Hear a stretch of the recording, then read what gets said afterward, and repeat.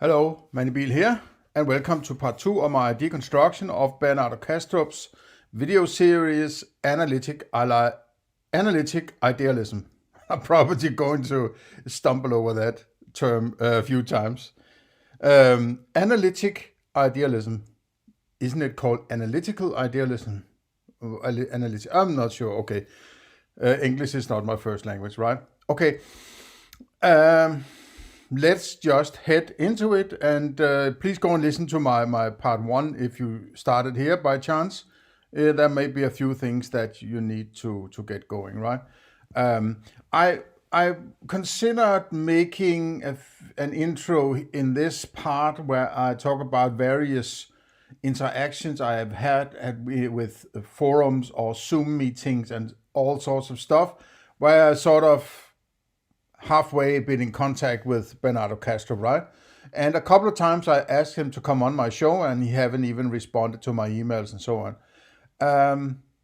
And on his YouTube channel, one of my comments was deleted at one point because it didn't actually fit, or it was too, too deep questions possibly I made into his philosophy, so he sort of deleted my comments or a discussion I had with a third party, right? So there has been some situations here that is no biggie, but I'm not particularly impressed by his sort of, well, how he sort of comes across at times. He has a bit of and I don't want to poison the well, but he seems a bit like he's talking down to people a bit, right? It's him being invited to make presentations, and here he has the answers, right? I don't particularly like that approach, right?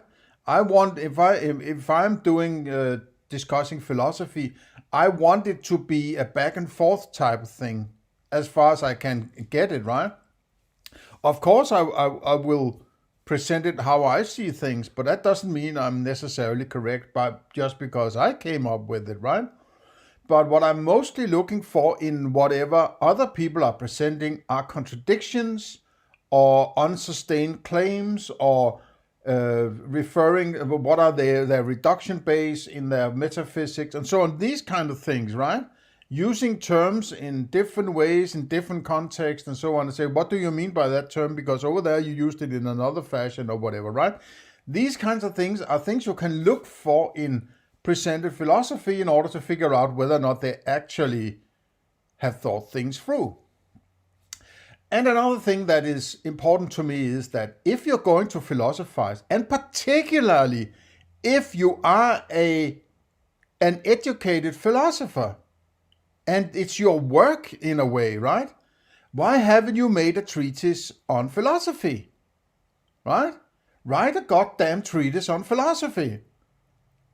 And everything, metaphysics, epistemology, objectivity, ethics, arriving at a moral principle.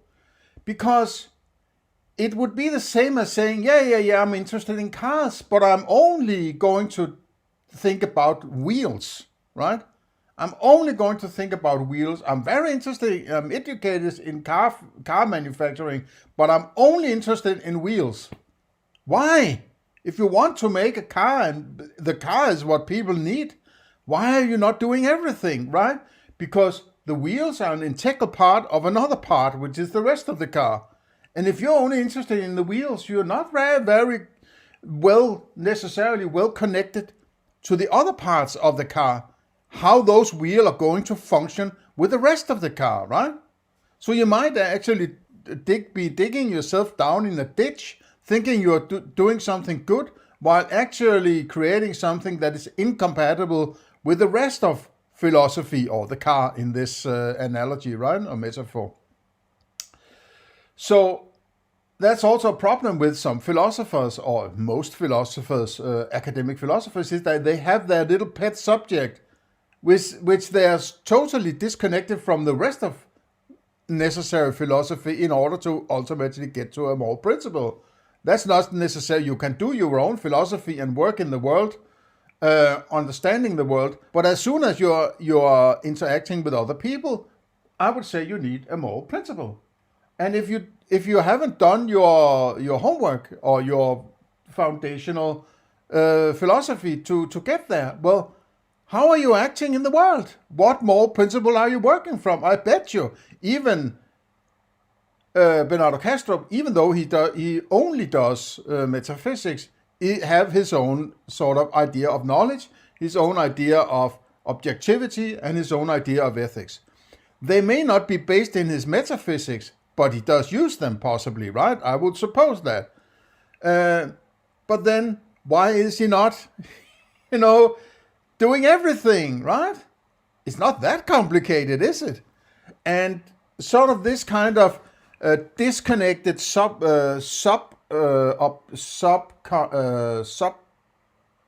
aspects, certain categories within philosophy where you're very well versed in that, and then you know practically nothing about everything else. This kind of nerd approach to philosophy is sort of a red flag of a kind, right? Because the problem is, I bet you, and particularly if you're doing metaphysics, it's hard not to step into epistemology or step into ethics, and people asking questions about it when he's going on his, video calls with whatever channels he's on. And he's very prolific in that. He has been on a huge number of shows and interviews and podcasts and so on in the last few years, at least since I started listening to him a couple of years ago, maybe 3 years ago, 2 to 3 years ago, right? So he's sort of very prolific in appearing on shows here, there, and everywhere, right? But and also I've experienced that he has some opinions about what it means to know something, and opinions about what it means, what morality is, or something like that, right? And other aspects like free will and such, right? Maybe you could say free will is a kind of metaphysics, but I'm not really sure about that, right? But if you are nerding with metaphysics, you should say, well, my pet subject is metaphysics. I'm not going to give you any answers within epistemology, and I'm not going to give you any answers within ethics. Well, he doesn't do that. Whenever it comes up, he is going to give you whatever, second-hand answer he has on something he hasn't done the necessary philosophy in, I suppose, right? Because he's so, focused on metaphysics, right? And for good reasons. But, if you're going out on a limb and talking to everybody on various shows, well, then you should actually have a treatise, at least when you're somebody who has spent taxpayer money on educating yourself in philosophy. Don't you sort of, from a virtue standpoint, don't you owe the people some kind of writing that says, this is my philosophy, right? Well, it's just my sort of, right? I've done all the philosophy I've done so far is based purely on my, spare time and whatever time I've spent without being financed by anybody or anything, right? So, okay, just a little rant. Let me get into the show, and let's hear what he has to say. We will start today with module 1, which is about our ordinary intuitions about what the world is and how we relate to it, and we will look at how these intuitions have been disproven by the latest understanding coming from neuroscience and analytic philosophy. I would like to add that you can't disprove philosophy, right? Proofs are something, a proof is a kind of principle you work from. You could say the scientific method, for instance, is a principle that proves in a way, right? You could also have mathematical proof that, QED and all that, right? But you can't prove philosophy. Philosophy is the thinking behind proofs, right? And behind the scientific method and so on, right? So using proof as something you do in order to get to the right philosophy is backwards, right? In Module 4, we will offer an alternative, namely analytic idealism, which is what this course is all about. It's a metaphysical hypothesis which proposes that the world is fundamentally mental, not in my mind alone, not in your mind alone, but in an extended form of mind. Okay, so this is important that you understand what he will be trying to convince you of. Because this is sort of a convincing kind of course, right? The other ones are bad. I'm giving you something that is better, and therefore implicitly you should, take that stance as being your stance, because it's a better, it has more explanatory power, it's more parsimonious, and all these arguments is sort of indicating will come down the line until we reach that part 4, I think it was, where he presents his idealism. But I want to stress something that I think it's a good idea to have this in mind before we head into it. That I will give you a short presentation of my approach to this metaphysics, right? Okay, I'm holding up my hand here, right? If I'm saying this hand is outside my head, right? Then if I am at the same time saying that my brain is inside my head and my mind is inside my brain, and in order to experience this hand, I need to have an experience of that hand inside my mind, which is inside my head. But clearly, you can see this hand is outside my head, right? So what is really going on here? This hand can't both be out here and in there, right? It can't be two places at once. And if you're saying that's possible, okay, then the whole foundations for doing some kind of metaphysics falls to the ground, because then everything can be everywhere at all times, and there can be a mirror existence and all, nothing hangs together, right? So in you're implicitly saying, if you're saying this is outside, then there's also an inside, right? And the inside is in my brain.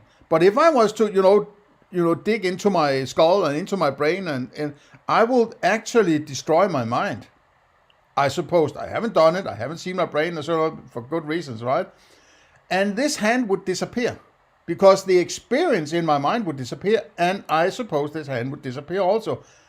But if the hand is outside my head, how can it disappear if it is inside my mind? Now, if it's outside my head and not in my mind, right?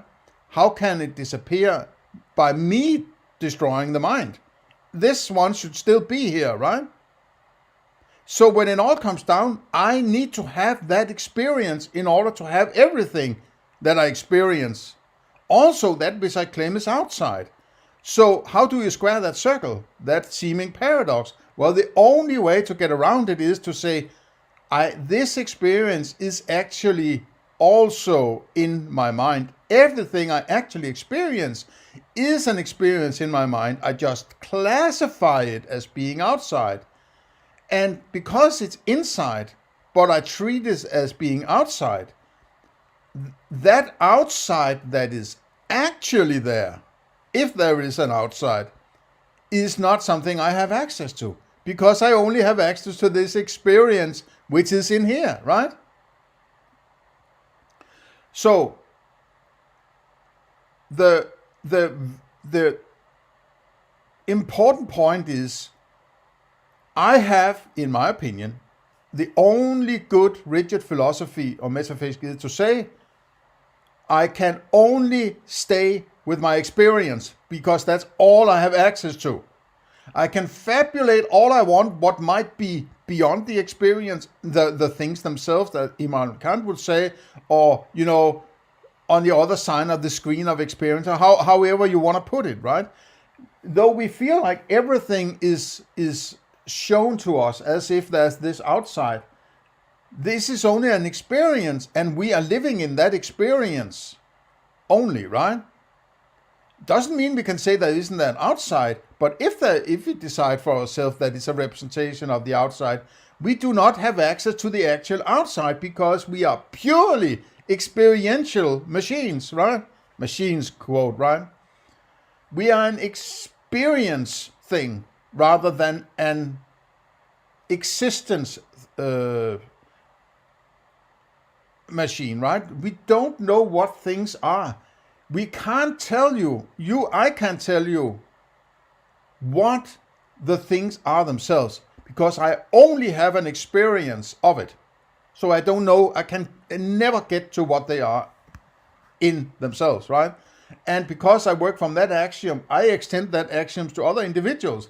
If you agree with my axiom, fine, but then we're not going to interact then, right? Or I will, keep my, reservations to say, okay, then I'm not going to interact with you because we disagree about fundamental axioms about experience. I have my own experience, I have to work for my own axioms. If we agree about the axioms, we can work together. If we disagree, I think we shouldn't work together, right? Okay, so the point is that what Bernardo Kastrup is going to say, everything is mind, right? I have mind of which I'm referencing, but that which is beyond my experience in that mind is also mind. So the things themselves, according to Bernardo Kastrup, is also mind, right? Now, this is a step you cannot take, in my opinion. You can take it, but you are just, guessing, you're just fabulating. And because no one can access it, it's sort of a free-for-all, right? It's like, I can go there and fabulate about it. You can't see it, therefore I can fabulate, right? It's like saying, well, beyond the heavens, there's a God. Okay, in old times, nobody could go there, so everybody could fabulate about this God being beyond the clouds or whatever, right? Now they have rockets and telescopes, so now God is way, way, way, way at the edge of the universe or in another universe, whatever, right? So they're just moving the goalpost somewhere else where you can't look, right? So that place which you can't go and look yourself, you should be so freaking aware of people fabulating about the contents of this area, right? Area is also a misnomer in that sense, because an area is a reference for something you can experience. So you can't even call it an area. So what I tend to call it is the unknowable, right? It's beyond your experience, and because it's beyond your experience, it cannot possibly be known, right? And knowledge is what we're going for, because that's what we need to get around in this freaking world, right? Even if we say that it's purely mental, so to say, it's still considered a representation of the outside. Even those who are solipsists, I would claim, they work from an axiom that it's a representation of the outside, right? Because they get around on their bicycles and they eat food and, something that is purely an experience. Why? If it's just an experience, why are you eating food? Why are you riding on the bicycle? You're sort of implicitly saying there is an outside, and I'm interacting with it in a particular way that everybody else does who are not solipsist, right? So, just keep in mind that this is the borderline where we part ways, me and Bernardo Kastrup, right? I'm basically agreeing with him on mostly anything before we get beyond that screen of perception, or screen of experience, right? When he tries to go and say it's also mind out there, he is fabulating by something he has no access to, right? Maybe he has access to it, but then his mind works differently than mine. And I can say, well, I'm not going to interact with him in sort of a situation where there's a pure philosophy stance on how to get around, and not a sort of a violent state telling you to do particular things and not do other things without having any moral grounds for that, right? Okay, so let's head on. Mind, a transpersonal mind, natural mind, not so. Transpersonal mind, right? Does that sound like woo-woo to you? I mean, my guards are up at 11 now already, right? Transpersonal mind? What? Is somebody crawling around in your mind without you knowing it or something like that, right? I'm just reminded about something that sort of my takeaway from Socrates. It is that individuals generally don't like to say, I don't know, right? It's so difficult to say, I don't know, right?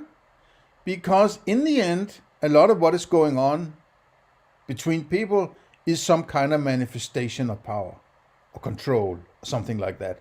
Saying that you don't know is the same as letting go of the power of your own life, or at least that's the intuition that most people have, according to my sort of philosophy, right? So they don't like to say, I don't know. And there's also a good reason for why, right? Because when parents have children, or that's what parents have, right? But when couples or man and woman get together and have babies and children, right? They want to be seen as an authority. If they keep saying, when children ask all sorts of interesting philosophical questions, right? What is the moon? How far is it to the moon? What is the sun? All these things. What are the stars? Why is the trees green? And, why are the colors on the flowers and so on, right? All these very good philosophical questions, right? And the basic answer they should say is, I don't know. But they don't like to say, because they also want to be saying, well, you should do this, you should do that, you should do this. Yeah, they want to be able to bridge Hume's Ilsort gap within ethics, right, or moralizing. So they have to base that moralizing on something. They have to make some statements about the world. This is how the world is. It shouldn't be like that because I say so. You should do this instead, right? If you keep saying, I don't know about anything, how are you going to be able to moralize to children at a later stage?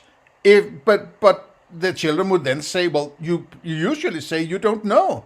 So when you make a statement about how the world is, and then afterwards make a statement how the world should be, with me placed in it somehow and acting a certain way, what are you basing it on if you keep saying usually I don't know? So they don't like to say I don't know. They will bring any old bullshit to the table in order to be able to say it is this way because of this. And if that's going to be, well, some god or some ostrich laid an egg and banged it together with a beaver and created the heavens and the earth and whatever, right?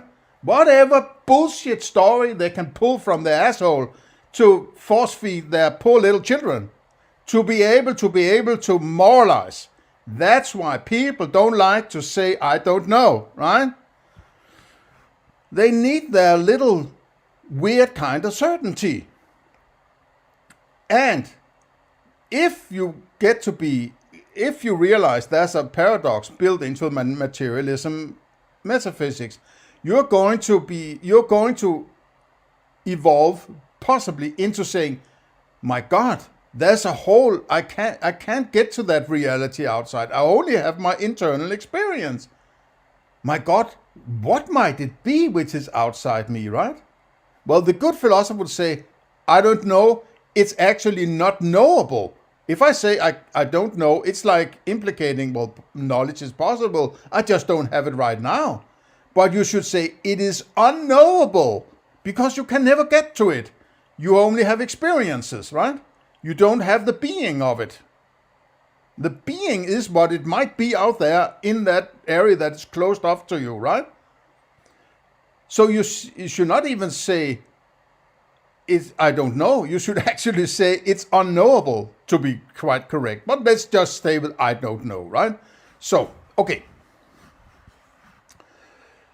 So this is if you're going to on the circuit and appearing on a podcast here and there and everywhere, to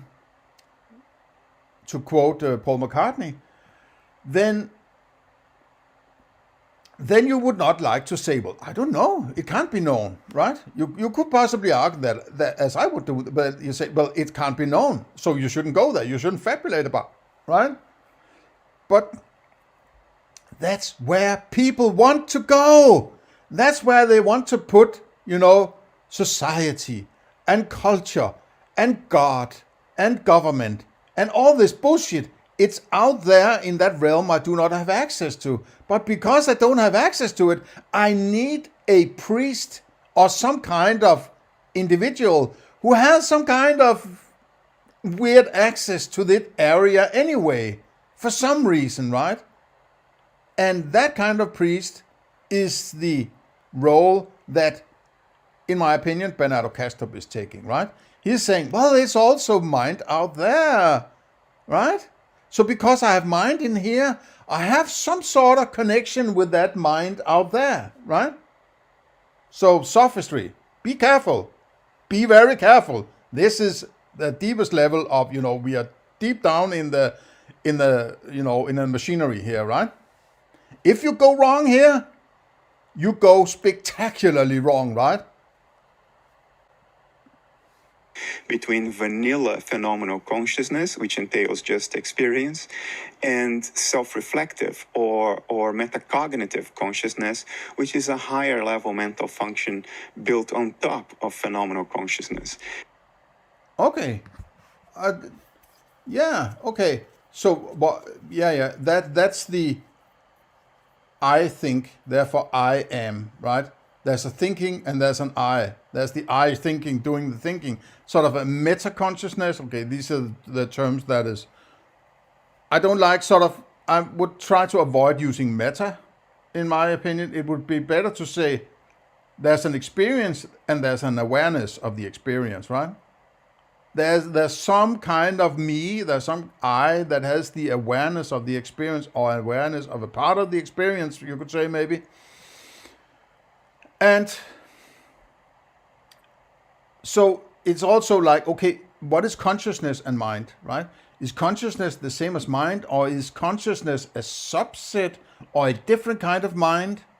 He's talking about mind and mind at large here, right? Mind at large is that mind plus that mind outside your mind, right? But there's also consciousness and meta-consciousness. The consciousness about consciousness and consciousness of that mind or in that mind. So it's kind of fluffy, this. Or he's already sort of having three categories, as far as I can tell, right? And what about meta-consciousness? Can you be conscious of that which is conscious, of that which is conscious, and so on? Is it sort of a step into an infinite regression back to some infinite number of consciousnesses, right? Or is there a natural limit to that? And that would be interesting whether or not he addresses this point. So, part one, the incoherence of our ordinary intuitions about the nature of reality. Now, suppose you are in an airplane and you are looking out through this transparent window you have, and you see the clouds, the sky, maybe lightning, a storm outside. Do you then think that these clouds, the storm, the lightning you see outside, do you regard that as the external world as it is in itself? Well, no, it's not true. And there are at least two. I want to note that one shouldn't use the term true when you're discussing metaphysics, because metaphysics is a sort of a foundation for going into epistemology, which is sort of getting to a definition of what you mean by knowledge, right?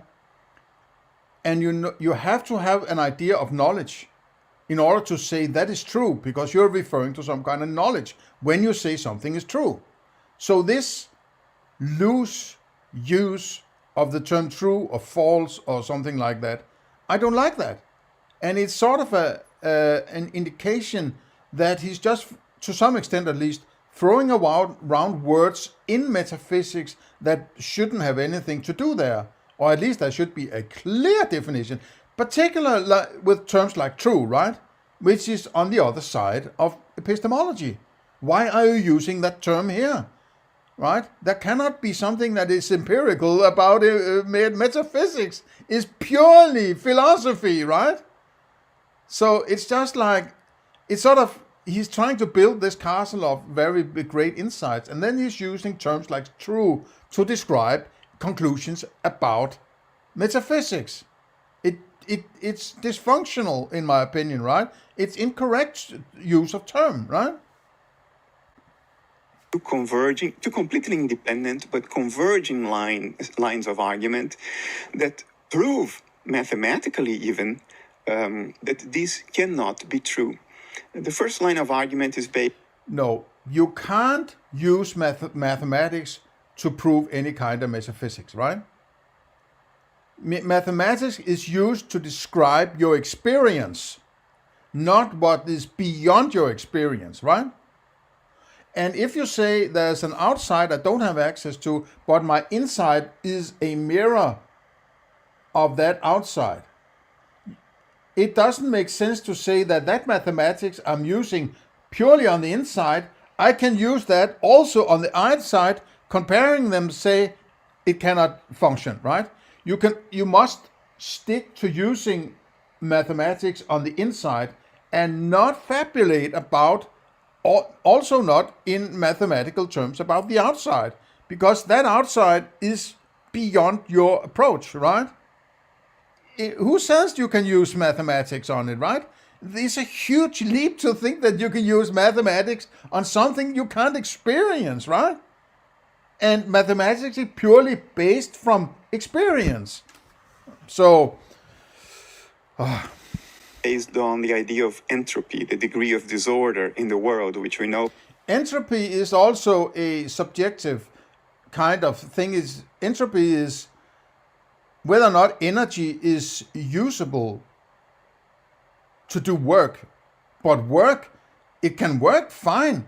But the work is something that is valuable to human beings, right? Entropy is a human being approach to whether or not this kind of energy is useful to me, right? It goes back to, the development of the, steam engine and sort of that kind of thing, right? And physical chemistry. But how do you know energy is useful? Well, that's entropy. If it's good entropy, it's useful energy. If it's bad entropy, it's useless or very little useful. Like heat is generally quite useless unless you create a machine that can sort of streamline the direction of your energy to one direction, right? Up and down, for instance, right? Then it becomes useful because then you can move from A to B. If energy is moving in all directions, it's actually moving in no direction, and human beings can't use it. So entropy is an expression of human need for their energy to be able to do work for them, right? Separate coffee and separate milk. That order then. Well, why is that order? Well, it's order is and then a sort of a subjective notion in this context, right? I have half an engineer exam, so I have done a bit of study of this, right? But I don't know why this is order. But I mean, coffee and milk mixed together is homogeneous. So isn't that a kind of order? Well, it depends on what you want, because when I make my espresso in the morning, I want to mix it with... It's disorderly when coffee and cream is not mixed, and it's orderly when it is mixed, because that's what I want, right? So it's like these, it's a small thing, right? But, In other words, to stay alive. Now, the argument that it's not compatible. No, but if you stay with these energy sort of notions, well, you can say if energy is needed in order to keep the liver and the lung separate, then that might be a reason why you have this windscreen, because there's energy out there, and at some point you're running out of energy on the inside, and then your liver and your lung might start to mix, right? So in order to get that energy outside, you need some of the energy you have already got, right?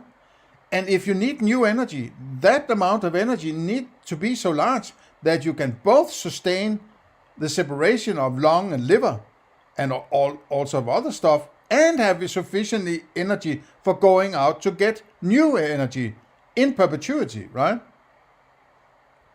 This could be a sort of a definition of life, that you have energy enough to sustain yourself and get new energy to sustain yourself, plus new energy to go out and sustain yourself, and so on in perpetuity until it all breaks down at some point, right? So the windscreen is sort of a virtual reality that you're born with, and you have had nothing but that, but an evolutionarily evolved screen that is a help to either get to or identify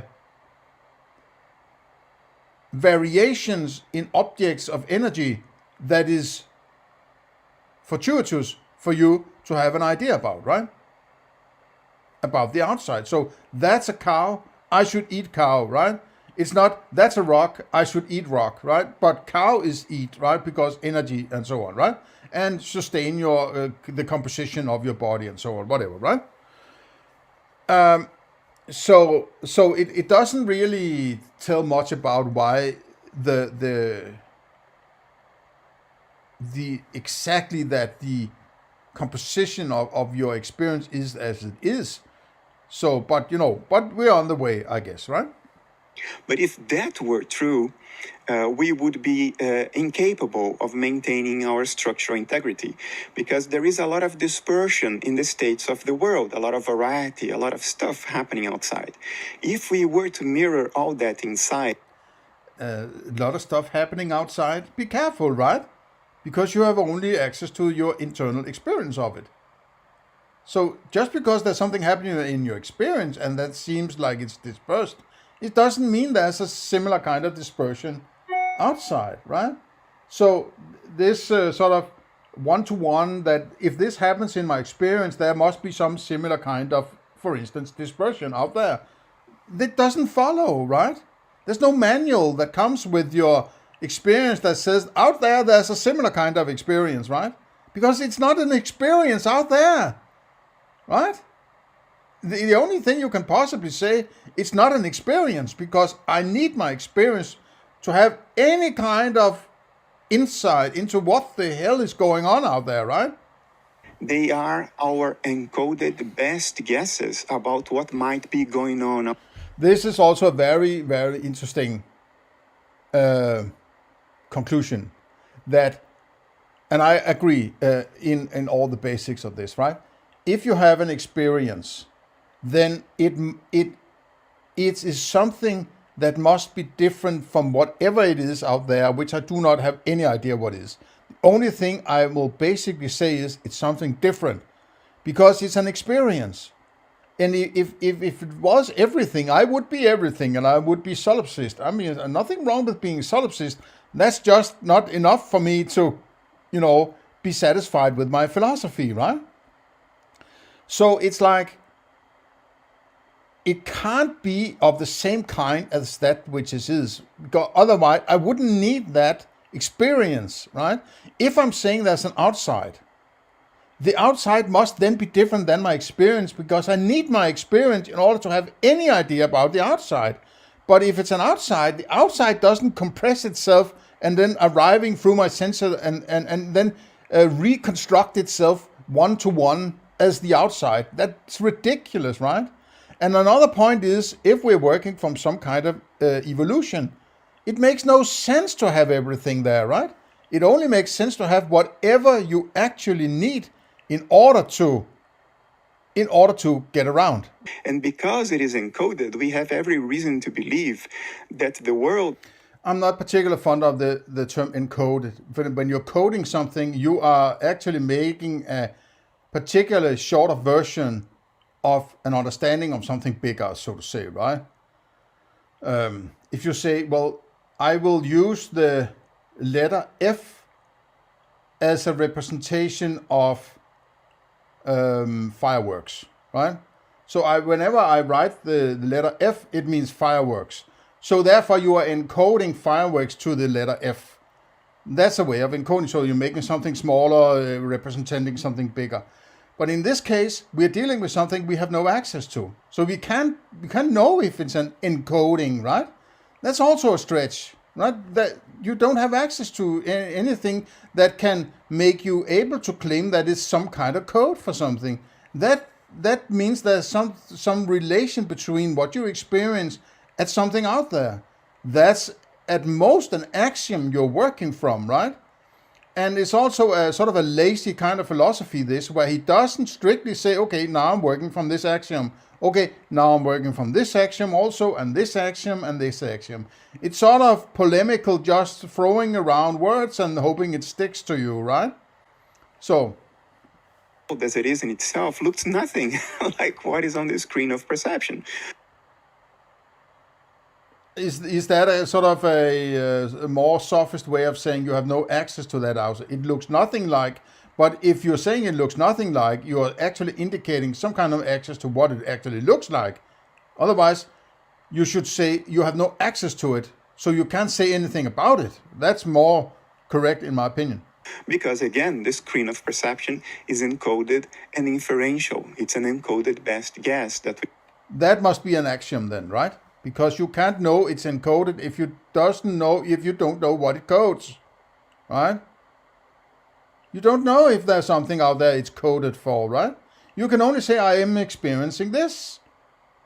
You can't claim there's a code. There's no manual that follows with your experience, right? And if you're saying, okay, I'm going with this is coded in a particular way, then you have to state, this is an axiom. This is not something that I can derive from my experience. This is a stated axiom I'm working from, that it's encoded. You have to state it as an axiom. You can't prove it scientifically, mathematically, or anything. That's why we need the fucking philosophy, right? We need to state the axiom we make based on very limited mirroring of external states. Very, very limited. How do you know how limited that you could say it's limited, but saying it's very, very, very limited, it sounds like you have something to compare it to. You have nothing to compare it to, right? Evolution is also a kind of axiom in this sense, right? A metaphysical sense, that what you experience is limited to what makes sense in a survival scenario, right? If one Stone Age person has the complete picture of everything outside, or as complete as it can get from an experiential point of view, and another guy have only what he needs to, a saber-toothed tiger, rabbit, that guy who has cut away all the bullshit that he doesn't need and can focus on whatever he needs to get to survive is less encumbered from an energy point of view and a metaphysical point of view than the guy who has basically what he needs to get around, right? And I agree with that. I'm working from the same kind of axiom, right? Version of the states of the outside world would be mirrored in the dispersion of our brain states. And if that were true, we wouldn't be able to maintain our structure. This drawing is actually a materialist approach, right?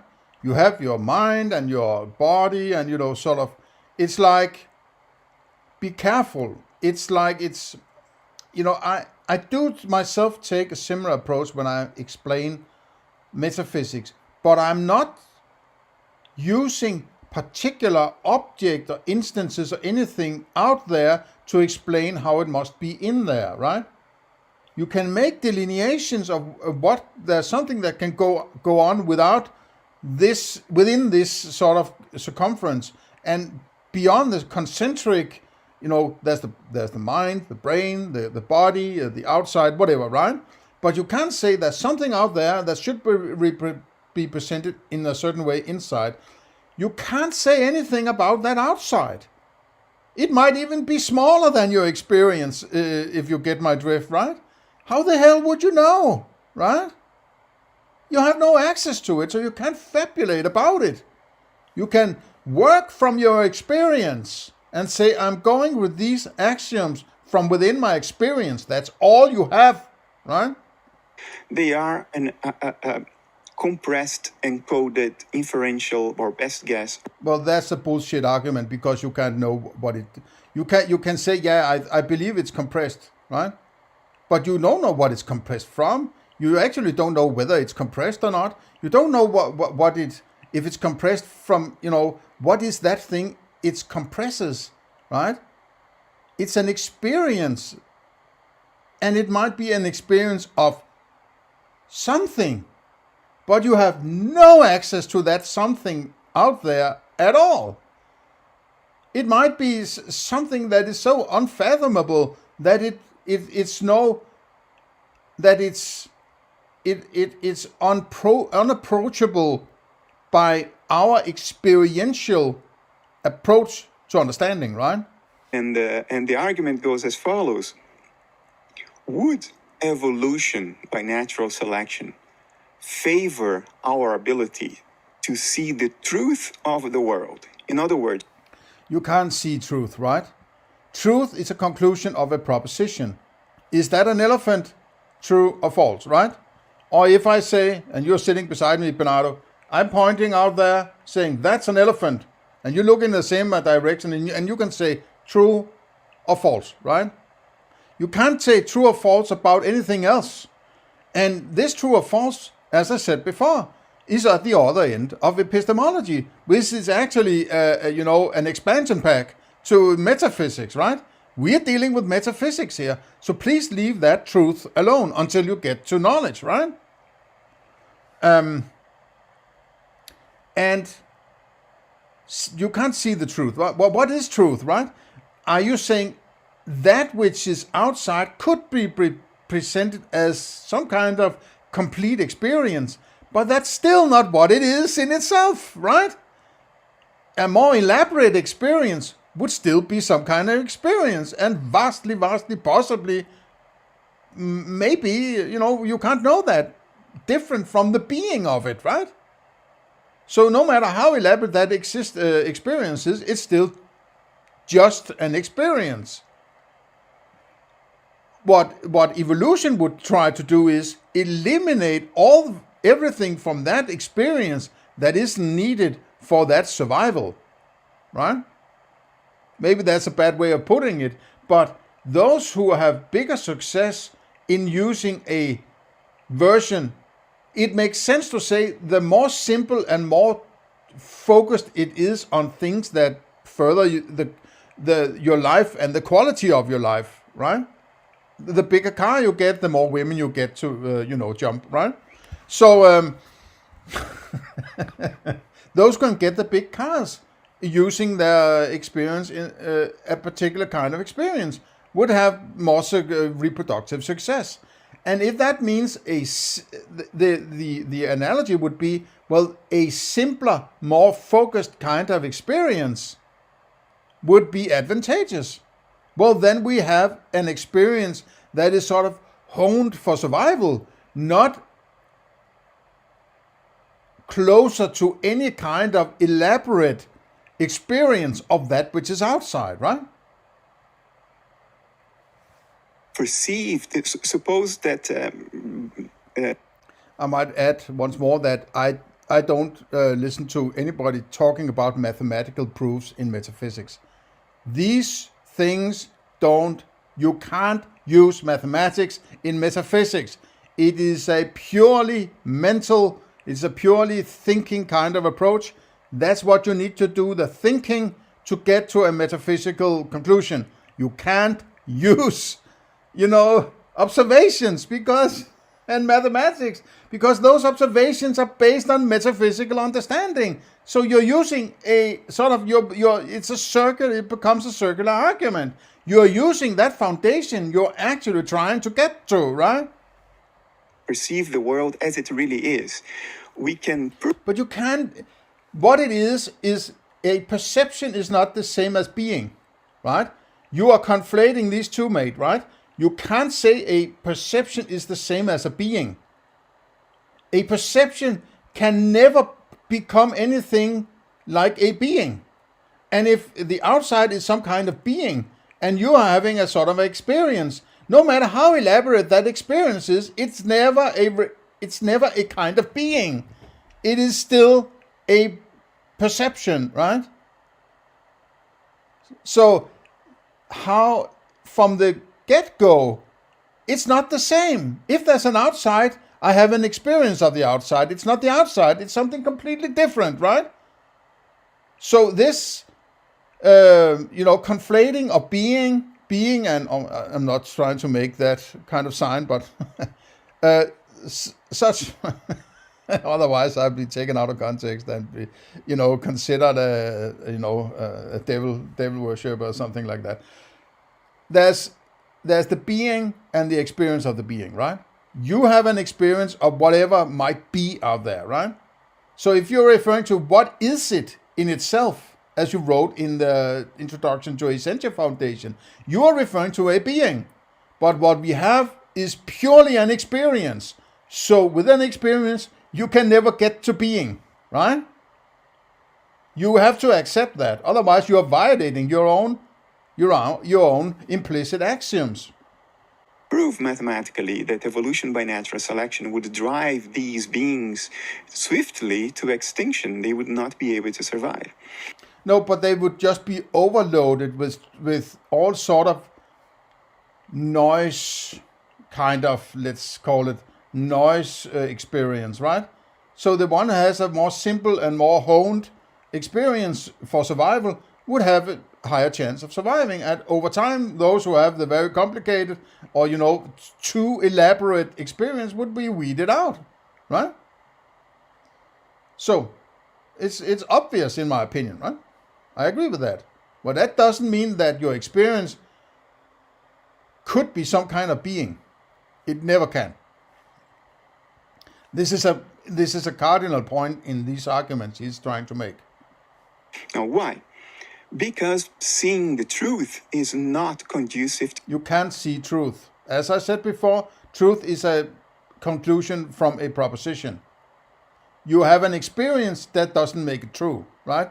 If you say elephant, that's an elephant. Okay, you don't have to say it, but let's say you have that experience. You're sitting alone on an island. You're not talking to anybody. You're experiencing elephant. What would it add to that experience to say it's true? Well, nothing, right? Just saying true doesn't add anything to it, right? That's why you need a proposition. But if you're alone on an island, you wouldn't need to make a proposition because nobody's there but you to listen to it. So that makes no sense. But if there's another person, you say, okay, that's an elephant. Should we go and hunt it? If the other guy said that's false, then you're sort of, okay, so you're not experiencing an elephant. Well, how do you know? Well, you don't have access to that experience and so on. Then we get into all sorts of how do we agree about things. But that's not metaphysics, right? That's beyond epistemology. That is a subject I would call objectivity. So it's slightly fluffy, this, right? To survival. Professor Donald Hoffman uses the metaphor of a desktop on a computer. A desktop on a computer screen is a metaphor for a table where you have files, drawers, and files are represented by little rectangles with a certain color. Now, is that true, that representation you see on the screen? No, it's not true. But it's not true. No, but if I'm experiencing elephant, right? Let's say elephant. Could be some other object. If I'm experiencing elephant, I have no way of checking whether I should or shouldn't experience elephant, right? It might change into beaver, and then all of a sudden it's beaver that I'm experiencing instead of elephant. I can't know that because that's the future, right? So, should I experience elephant? How the hell would I know, right? So, you have no way of categorizing whether that desktop you are supposed to have certain object on that desktop. And furthermore, you have no access to whatever might be behind that desktop, right? Just because you can make an analogy to a metaphor like icons and, the circuits and whatever, crystals or whatever is in that screen, or behind it, or circuits, or whatever, electronics and that stuff, doesn't mean that you can transpose it directly into your experience and say, okay, there's something different behind my experience. I would say that philosophically, it makes sense to me to say it's something completely out of mind, it's beyond comprehension, because we are an experience machine. But there's nothing, the circuits ends up being your icons, but there's nothing we can say that must end up being our experience. We have no access to it. It's a functional analogy to get you to thinking in a certain lines, but we have no access to what is behind that, right? We don't know if there are circuits. We don't know anything about what the hell there is, if there is anything, right? Of course it wouldn't. You'd be lost in confusion. There would be too much.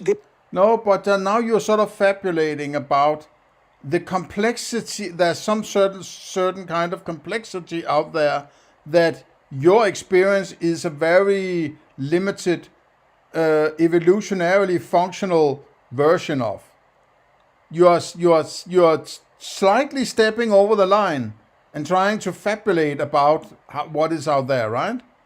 Stay on that line. You don't stick with your experience, because what this is eventually ending up in is him talking more about what he thinks is beyond his experience, rather than trying to classify his experience within some kind of metaphysics and epistemology, right? This is what you should do. You shouldn't go and fabulate about that which you do not have access to, right? Instead of seeing the truth of the matter, which may be too detailed, too complicated, and basically lead us to ineffective attempts. It may be too complicated. You have no idea what's going on out there, right? Right? But what the evolutionary argument can tell you is that it's likely that it is a optimized experience toward what is advantageous, what is fitness point, all that, right? As Hoffman would say. And if it's reduced, it cannot possibly be a one-to-one, even if it's a very good representation of whatever it is out there. It's still a reduced representation, so it's out of the question it could be a one-to-one representation. Alone because it must be reduced because of evolution. And if it is anyway reduced, it cannot possibly be a one-to-one representation. This is the kind of argument I would like to make, right? This is how you argument for it not being a representation of the outside. It cannot possibly be, because it must be evolutionarily honed. And if it's evolutionarily optimized and simplified, and whatever term you want to use, it cannot actually possibly in any way, shape, or form be a one-to-one representation of the outside. However, we should not confuse this accuracy with truthfulness. In other words, the world outside doesn't look at all like a dashboard of instruments on your instrument panel. It doesn't look like little dials and needles. It looks like clouds and... No, you possibly also understand the metaphor that if you're flying by the instrument is not the world out there. It's a representation. It's a user interface that works towards getting around in that which is outside. But you might go wrong with this kind of metaphor is that when that user interface, or that instrument board, dashboard the pilot uses, has been derived by observing that outside, right?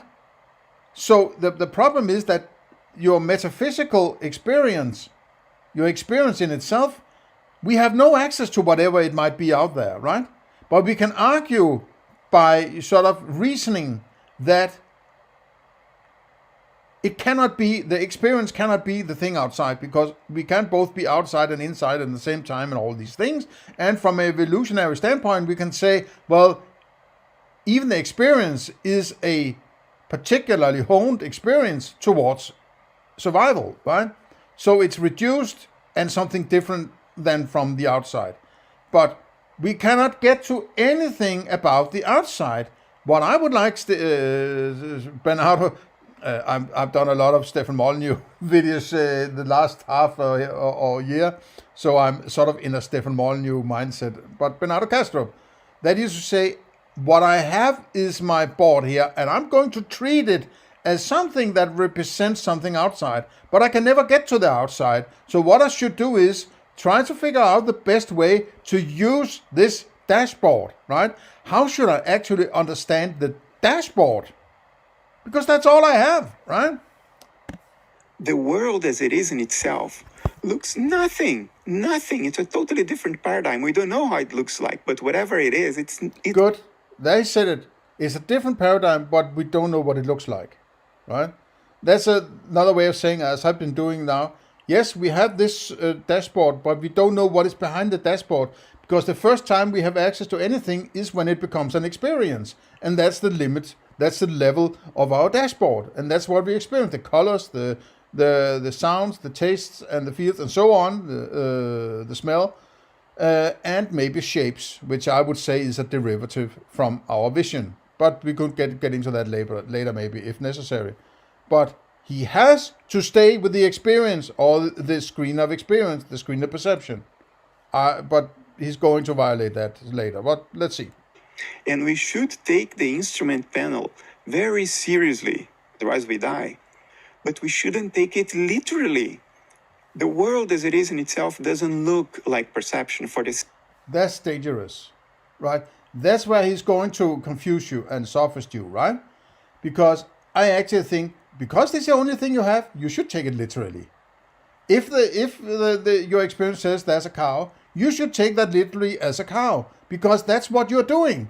When you experience tiger, right? You shouldn't just take it seriously. You should also take it literally. That is a tiger. That's all I have. I don't know what it really is outside. I don't give a shit, because I have no access to it. It's stupid to spend time on that thinking. What I should take literally is that's a fucking tiger, and it's going to eat me if I don't do specific things, right? As you also pointed out, but take it literally also, right? Please.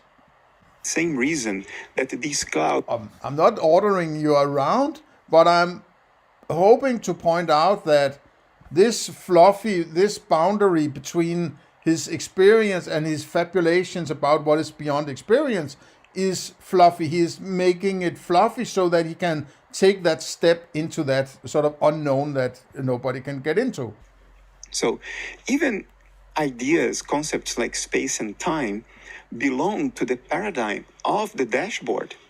There is no reason for us to think that space-time is an objective scaffolding. No, obviously not. What kind of sense would you use in order to... You don't have a time or space sense, right? And even if you did have that kind of sense, it would be something different than it's that which is outside, because it's an experiential version of it, right? So even if you have a time and space sense, it will still be a sensual version of whatever it is out there, right? But we don't even have that. But the mind can create this kind of spatial temporal stuff within how it works, right? So the sort of it's an internal scaffolding on which these experience, these qualia are placed, and these qualia are conceptualized by, like, bicycle or apple or something like that. And that conceptualization or objectification comes from the inside. It comes from the metaconscious part of, as Stefan Molyneux would, as Bernardo Kastrup would call it, right? Or I would call conceptualization or objectification. I'm not sure which one would be preferable, but okay. Automatically involve giving up the notion that time is an objective dimension. time becomes emergent, becomes something that arises out of microscopic quantum processes. One way that I came up with some time ago that might illuminate this is, can you find any kind of formula, mathematical, physical formula, anything that only has time and space? Where there's the only variables in it is time and space. Please, if anybody can find that, show it to me, please. I have asked and nobody has. When they say, okay, if you may say the formula for speed is distance per time, right? And then it's space and time. Yeah, but that's a definition. That's not a description. Speed is a definition because it's a valuable calculation to have, right? But that's not a physical description of the universe. This is definition, right? So can use infrared cameras, radar, lidar, high energy accelerators to see into the heart of matter. Doesn't that mean that we have transcended the dashboard? Well, of course not, because this... No, of course not, as he says, because it's all just an experience. If whatever you put in front of yourself, it's just whatever sound, taste, color, whatever, it's still an experience, right? And that is also one thing he doesn't seem to get down to, which is, okay, what is actually the foundations of this experience, right? And this is the reduction base. I hope that I have listened to this course, but that's 2 years ago or something, like when it came out last year maybe, right? That reduction base is important, right? Because that's what you're always going to have to get back to ultimately when you're explaining things, right? Okay. All these instruments are only useful to you insofar as you can perceive their output. You have to perceive with your eyes what the telescope's showing. Yeah. You have to perceive with your eyes what the radar screen is showing. So all of that gets funneled through the... Yeah, but there's also a point here that if we talk about evolution, then how did we have microscopes and telescopes and oscilloscopes and whatever scopes back in time? No, for 10 million or since the Cambrian explosion or whatever, right? It's only in the last couple of 100 years we have had anything like electron microscopes and large hadron colliders and all that, right? So our perception, our cognitive abilities, our meta-consciousness hasn't got used to looking at stuff through telescopes and microscopes, but that doesn't mean we can't objectify it. We create concepts, you could say, like atom or, whatever stuff that goes on when we put those, things in front of our experience, right? Like microscope or telescope. So we still objectify it. But the objectification is far less valid, in my directly valid, than just your average walking around out in normal reality without these things in front of your experience or between your experience and whatever it is you want to experience, right? So for millions of years we have been used to trees and water and mountains and clouds and fruit and animals, whatever, right? But we haven't been used to atoms or subatomic particles and something like that. These are distorted conceptualization where we use the concepts that are the same shapes as that which all the hunter-gatherers were used to use in order to conceptualize that kind of experience, right?